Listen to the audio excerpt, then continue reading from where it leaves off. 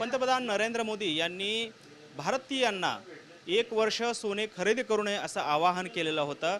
त्या आवाहनानंतर सर्वच सराफ व्यापारी असतील, कारागीर असतील यांच्याकडून संमिश्र प्रतिक्रिया ज्या आहेत त्या समोर येताना आपल्याला पाहायला मिळालेल्या आहेत। आपण आता आहोत सोलापुरातील सराफ बाजारामध्ये। खरं तर सोलापुरातील सराफाचा मोठा बाजार जो आहे तो या ठिकाणी आहे आणि या बाजारातल्या व्यापाऱ्यांचं नक्की मत काय आहे, त्यांच्या काय भावना आहेत या पंतप्रधानांच्या आवाहनानंतर ते जाणून घेऊयात।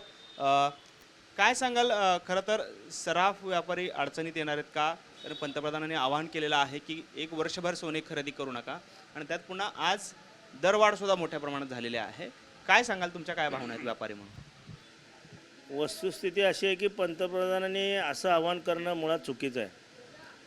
कारण या व्यवसायावर भारतातली किमान 1 ते 1.5 कोटी जनता जी भारतीय आहे, जी देशावर प्रेम करते, अशी जनता या व्यवसायावर अवलंबून आहेत। त्यांचे शोरूम आहेत, त्यांचे बँकांचे कर्ज आहेत, त्यांच्याकडे असलेले नोकर, त्यांच्याकडे असलेले कारागीर, यांचा जर व्यापारच नाही झाला तर त्यांनी खायचं काय? त्यांचे कर्जाचे हप्ते कोण भरणार? त्यांच्या नोकरांच्या मुलांचं शिक्षण, त्यांचा घर खर्च कसा चालेल? या सगळ्याची चिंता आज सराफ बाजारात सुवर्णकारांना, सराफांना भेडसावत आहे। त्यामुळं सर्वच जण हवाल दिलेत। त्याबरोबरच सरकारनं आज सोन्यावर ड्युटी वाढवलेली आहे। ड्युटी आजपर्यंत कधी 1% होती, कधी 2% होती, कधी 3% होती, कधी 5 होती, आता 10 झाली आहे। एकूण सगळे मिळून 15% झाले आहे। परंतु सोनं हा असा घटक आहे की ज्याच्यावर सर्व जग विश्वास ठेवतं आणि भारतातल्या नागरिकांचा किंवा भारतातल्या महिलांचा सोन्यावर विशेष प्रेम असून आपली गरिबातली गरीब बाई 1 गुंजभर तर सोनं अंगावर असावं अशी इच्छा मनोमन बाळगत असते। आणि खेड्यापाड्यातून कष्टकरी म्हणजे अगदी रोजगार हमीवर जाणाऱ्या महिलासुद्धा थोडं सोनं आपल्या गाठीला बांधून जेव्हा त्यांनी अडीअडचण असते, अतिशय म्हणजे निकडीचा प्रश्न, दवाखाना येतो, त्यावेळेस हे सोनं मोडून ते त्याचे पैसे करून दवाखान्याची बिलं भागवली जातात। हा आमचा नेहमीचा अनुभव आहे। जर तुम्ही आज सोनं नाही खरेदी केलं आणि 1 वर्षाने खरेदी करा म्हणलं आहे, समजा आज मुलीचं लग्न आहे, आज 1.5 लाख रुपयेपासून सोनं आज 1,65,000 झालं एका दिवसात। 1 वर्षाने जर ते 2.5 लाख झालं तर ते ज्याच्या मुलीचं लग्न आहे त्यांनी काय करायचं? आणि ज्यांनी सोनं गाठीला बांधून ठेवलं त्यांनी जर विक्री केली तर आडीनडीला कामाला येतं, त्यांचं कसं व्हायचं? कारण रुपयाचं मूल्य तर रोज पडत आहे। 65वरनं रुपया 94 झाला, 95 झाला, 2 दिवसात ₹1.5 पडला।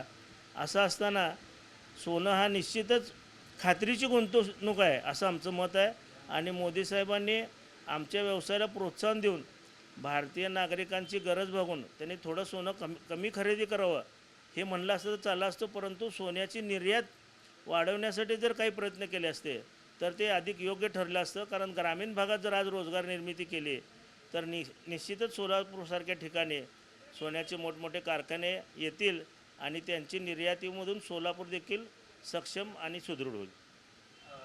पंतप्रधानांचं सांगण्याचा मागचा उद्देश असा आहे की भारतातले जे गुंतवणूक आहे किंवा भारतातला जो पैसा आहे तो परदेशात जातो आहे या माध्यमातून। कारण सोनं मोठ्या प्रमाणात आयात केलं जातं आणि ह्या आयात सोन्याला भाव द्यावा लागतो आणि परकीय चलन होऊन जातं, असं त्यांचं मत आहे। पंतप्रधान सत्तेवर यायच्या आधी एका सभेत बोललेले, त्याचं स्वतःच्या पंतप्रधानांचं भाषण आज झालेलं आहे क्लिप, की पंतप्रधान म्हणत आहे की सोना खरेदी करने के बाद इंटरनेशनल बाजार में ये होता है क्या, वो होता है क्या, ये गले पड़ता है क्या। जे पंतप्रधान 10 वर्षाखाली एक बोलत होते ते आज एक बोलत आहेत, हे अतिशय दुर्दैवाची बाब आहे। परंतु सरकारने कितीही केलं तरी भारतीयांचं सोन्यावरचं प्रेम कधी कमी होणार नाही। कारण त्यांना माहीत आहे की जागा विकायला जे कष्ट करावं लागतं ते सोनं विकायला करावं लागत नाही। 10 मिनटात आम्ही त्यांना जे पैसे असेल ते देतो आणि उलट खरेदी विक्रीमधून सरकारला 3% मिळतात।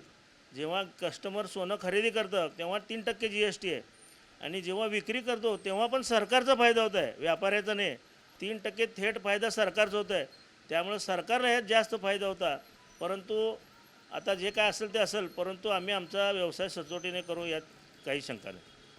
आणखी काही व्यापारी आहेत, काय नक्की समस्या आता तुम्हाला भेडसावते का? कारण पंतप्रधानांनी जे आवाहन केलं त्यानंतर सोने खरेदीमध्ये काही प्रमाण कमी झालेलं आहे का, किंवा तुम्हाला काय त्याचा फटका बसला आहे का, किंवा काय सांगा?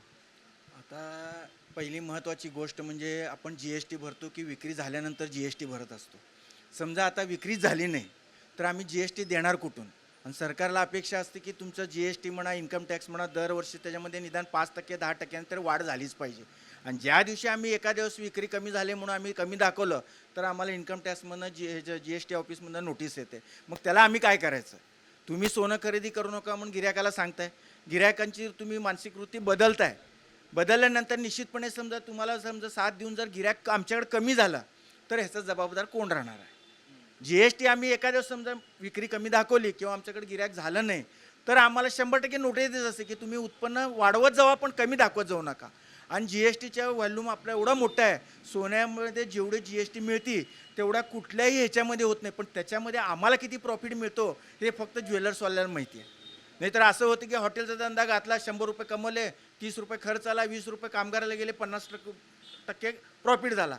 पण आमच्या धंद्यात जेव्हा 1.5 लाखाचा धंदा होतो त्या 1.5 लाखामध्ये मिळतात आम्हाला किती 3-5 हजार रुपये एवढंच आमचं प्रॉफिट आहे. पण दिसताना वॉल्यूम कसं होतं एवढा मोठा दिसतो की ह्यांच्यातलं ह्यांना 50,000 मिळाले असतील. पण त्याची परिस्थिती काय आहे ते फक्त सोनार आणि सराफालाच कळत असते. हां, पंतप्रधानांच्या आवाहनानंतर गिराईक कमी झाले का? कारण बाजारात तर शुकशुकाट दिसतोय मोठा. 100% हे आता सुरुवात आहे. इथून 1 वर्षभर सांगितलं म्हणजे आमची काय हालत होईल याचा तुम्ही सरकारने विचार करायला पाहिजे. की जेव्हा तुम्ही ज्या दिवशी बोलात त्या दुसऱ्या दिवशी तुम्ही इम्पोर्ट ड्युटी रात्रीपासून लगेच चालू केली. इम्पोर्ट ड्युटी रात्री लगेच वाढवली, त्याच्यामुळे निश्चितपणे सोन्याचं वाढ झालं. ज्याचे लग्न आहेत त्याने अगोदर खरेदी केली असेल तर ठीक आहे, आणि ज्याचं लग्न आता 1 महिन्या-15 दिवसांनी आहेत त्या गरीब माणसाला किती त्याचा फरक पडेल. त्यांचं बजेटचं पहिला 1 लाख होतं, त्याचं निश्चितपणे तो खर्च 1.5 लाखावर जाईल. कारण का मणी मंगळसूत्र घेतल्याशिवाय तर कुठले लग्न होतच नाहीत. तुम्ही नाहीतर असं म्हणा की नोटा बांधून लग्न करा, हे तर सध्या शक्य नाही आहे. लग्न हे मंगळसूत्र आणि वाटीनेच होणार आहे. त्यामुळं कमीत कमी गरीबातलं गरीब ज्याचं उत्पन्न महिन्याला 10,000 असेल, निदान सिंगल 1 वाटी आणि 2 मणी घेऊन त्यांनी लग्न करणार, आणि त्याच्याशिवाय ते होऊ शकणार नाही. आणि जे पहिला वटी मंगळसूत्र समजा 3,000ला येत होतं, आज निश्चितपणे ते 4,000 रुपये त्याला लागतील. त्याच्यामुळं गरीबातलं जे बजेट आहे ते निश्चितपणे कोलमणार. हे आहेत सराफ व्यापारी. काही कारागीर सुद्धा आपल्यासोबत आहेत जे कारागिरीचं काम करतात. काय तुम्हाला अडचण येऊ शकते जर का हा व्यवसाय ठप्प झाला? कारण पंतप्रधानांनीच असं आवाहन केलेलं आहे की वर्षभर सोने खरेदी करू नका म्हणून. तुमची काय अडचण होऊ शकते? देशाच्या पंतप्रधानांनी जे आव्हान केले नागरिकांनी सोनं खरेदी करू नये म्हणून, त्या दुसऱ्या दिवसापासूनच आमच्यावर परिणाम चालू झालेला आहे. की ग्राहक कुठलीही वस्तू घेऊन करायला वगैरे आमच्याकडे येत होते की की नवीन वस्तू दागिने करायचे किंवा मणी मंगळसूत्र करायचे, असे कोणीही येत नाही. काय म्हणल्यानंतर आता वर्षभर आम्ही स्टॉप केलेलं आहे. देशाच्या पंतप्रधानांनी आम्हाला सांगितलेलं आहे. मग असं जरा म्हणलं तर आम्ही कारागीर लोकांची उपासमार काय सहन करायचे? आता हे आम्हाला रोजचं काम मिळालं तर आमचं घर चालणार आहे. मग जरा अशा या आव्हानामुळं जर झालं तर मग उद्या आमच्या बायका लेकरांचं परिस्थिती काय? व बँकेचे आम्ही कर्ज घेतलेले आहेत पोरांच्या शिक्षणासाठी म्हणा कशासाठी तरी, मग तो कर्ज फेडायचा कसा? मग उद्या शेतकरी लोक आत्महत्या करत आहेत. त्या दृष्टीने उद्या आमच्या सोनार कारागिरावरती सुद्धा ती वेळ आणण्याची शक्यता हे मोदी साहेबांनी आणून ठेवलेली असे वाटते आम्हाला. तुम्हाला काय याचा फटका बसतोय थेट? साहेब, आमचं मणी मंगळसूत्र गाठवायचं दुकान आहे. ही 2 दिवस झालं एकदम गिराक थंड झालं आहे. मोदी साहेब जी म्हणल्यात तिचा परिणाम आमच्यावर धंद्यावर पडलाय. कसा तुमचं खर्च भागणार का आणि दुसरा काय व्यवसाय करणार? काय दुसरा व्यवसाय नाही, आता दुसरा हमालीच करावं लागेल आम्हाला. दुसरा काय व्यवसायच नाही, आम्हाला येतच नाही. ती आम्हाला गाठवायच्याशिवाय दुसरा धंदाच येत नाही. तर कसं करायचं हिचं? आता आम्हाला शाळेचा खर्च आहे, लेकरांचे लग्न आहे, ती कसं करावं? ही मोदी साहेब विचार करावं. तुम्हाला काय याचा फटका बसलाय पंतप्रधानांच्या आव्हानानंतर? गोल्ड रेट जास्त आहे, त्यात आता हिने इम्पोर्ट ड्युटी वाढवले तर अजून गोल्डचे प्राईस वाढले. त्यात हिने भाषण काय करतात की 1 वर्षभर तुम्ही गोल्ड खरेदी करू नका म्हणून घेऊन. जर तुम्हाला वाढवायचंच होतं किंवा सेस लावायचेच होते तर इलेक्शनच्या आधी का बरं तुम्ही लावले नाही?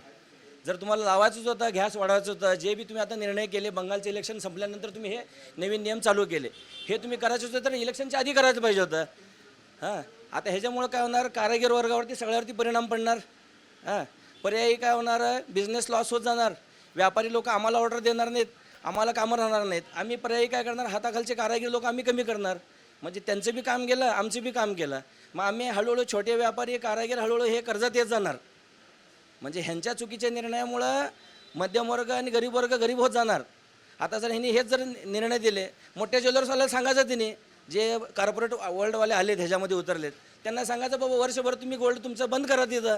जे मोठे मोठे जे ज्वेलर्स आलेत आता सोलापूरला किंवा बाहेर सगळीकडं, त्या ब्रँडला सांगायचं बाबा असं आम्ही निर्णय देत आहे, तुम्ही 1 वर्षभर तुमचं ब्रँड बंद ठेवा म्हणून घेणं. मग तुम्ही कस्टमर जर तोडत असेल तर त्याच्यामुळे मार्केट खराब होत असेल तर हे चुकीचं व्हायला लागले सगळं नियम हे. हां, मग हे करायचंच आहे तर तुम्ही इलेक्शनच्या आधी करायला पाहिजे होते हे निर्णय सगळे तुमचे. आता इलेक्शन झालं, सगळं झाल्यानंतर तुम्ही बंगाल जिंकून झाल्यानंतर तुम्ही आता हे निर्णय लोकांच्या हे जर मला लादाला लाव. हां, काय इराण वार तर आता सुरू झालेलं नाही आहे, 2 महिने झाले चालू झालेलं आहे. 2 महिन्यात का निर्णय घेतले नाही तुम्ही हे? म्हणजे तुमचं सगळं झालं, आमचं काम संपलं आहे, आता तुम्ही सांभाळत बसा देश. हां, असंच झालं नाही हे. आमचं आता संपलं आहे, आम्ही रॅल्या काढून झाले, आमचं डिझेल पेट्रोल उडवून झालं. एक गाडीत माणूस रॅली काढू शकतो, तुम्ही 1000 गाड्या घेऊन रॅली करणार. आम्हाला भाषण तुम्ही काय दिलं, पेट्रोल डिझेल वाचवा म्हणून घेऊन, आणि संध्याकाळी तुमच्या 100 गाड्याचं तापात येतं डिझेल घेऊन फिरतंय. आता तुम्ही उद्या परवा दिवशी जाणार आहे, तुम्ही 5 देश फिरायला जाणार आहे. मग ते चालतं आहे का? मग आम्ही गाड्यात पेट्रोल घालायचं नाही आणि तुम्ही विमानात घालून फिरायचं आणि कारागीर वर्ग सगळं तुम्ही मारायचं. आता ह्या लाईनमध्ये कमीत कमी 1 कोटी लोक आहेत टोटल ऑल ओव्हर इंडियामध्ये. ते सगळ्यांचे उपासमारी होणार ना त्याच्यामध्ये, सगळ्याला अडचणीच येणार ना ते. असं बरोबर, हे सगळे आता कारागीर वर्गच आहे, ते सगळे आमचे सराफ वर्ग आहेत. त्यांना ऑर्डर नाही आले तर आम्हाला कसे येणार? हां, मग आम्हाला नाही आलं तर आमच्या खालच्या कारागीर आम्ही काढणार. हे चेन तुटत जाणार पूर्ण सगळी लाईननं. मग ह्याचा विचार तिने करायला पाहिजे. उगा यायचं आणि भाषण द्यायचं, निघून जायचं. काल रात्री 12 वाजता सेस वाढवले तिने. हां, म्हणजे तुमच्या मर्जीत आलं की लोक झोपेत असणार आणि तुम्ही निर्णय मला आदत राहणार लोकांवरती. हे चुकीचं चाललं आहे सगळं. हे तुमचा काय फटका बसू शकतो? तुम्ही कुठून आहेत आणि काय तुम्हाला फटका बसणार या निर्णयाचा पंतप्रधानांच्या? हिंदी बोल लो। अभी हम बंगाली कारीगर है, अभी हमारा हाथ का नीचे एक 20-25 कारीगर है। अभी सामने से ऑर्डर ही नहीं आ रहा है और सामने से सोना खरीदने को बंद किया है। बंद करने के बाद जो है ना हमारे को सामने से ऑर्डर ही नहीं आ रहा है, कारीगर सब बैठे हुए हैं, किसी को काम नहीं है। आज 25 से 15 कारीगर में आ गया, 15 में कल 5 हो जाएगा। पूरा सोलापुर में हमारे को कम से कम 2000 से 2500 कारीगर है टोटल, उसमें से 1500 से 2000 भाग गया। काम धंधा है ही नहीं, कुछ भी नहीं है पहले से ही। अभी और ये होने के बाद जो है ना ये भी नहीं मिलेगा, थोड़ी दिन के बाद जो है ना सारे लोगों को काम करने के लिए कारीगर नहीं मिलेगा। फिलहाल हमें तो नहीं मिल रहे, और कोई भी सारा पकड़ किसी कारीगर को, छोटा मोटा कारीगर को अगर सोना देंगे काम करने के लिए, जाएगा वो भाग कर, क्योंकि 2 लाख के आगे होने वाला है। 2 ग्राम सोना देने वाला 30,000 40,000 होने वाला, वो लेकर भागने वाला, कौन किसको पकड़ने वाला? और जो अच्छे दुकानदार है 2-10-15 कामगार लेकर काम कर रहा है, वो तो ख़त्म ही हो रहा है ना अभी, और ख़त्म हो भी जाएगा, थोड़ी दिन में बंद हो जाएगा। आपण पाहतोय खरं तर या सराफ व्यावसायिकांवर फक्त कुऱ्हाड नाही तर त्यांच्या हाताखाली जे काम करणारे कारागीर आहेत, जे घडवतात सोनं, त्यांच्यावर देखील मोठी बेरोजगारीची कुऱ्हाड जी आहे ते कोसळणार आहे अशी भीती हे सराफ व्यापारी आणि कारागीर जे आहेत ते व्यक्त करताना आपल्याला पाहायला मिळतात. त्यामुळे पंतप्रधान नरेंद्र मोदी यांच्या आवाहनानंतर त्याचा थेट फटका जो आहे तो या सर्वसामान्य कारागिरांना सुद्धा बसताना आता आपल्याला पाहायला मिळतो. कॅमेरामन विनोद उमनाबादकरसह सागर सुरवसे, TV9 मराठी, सोलापूर.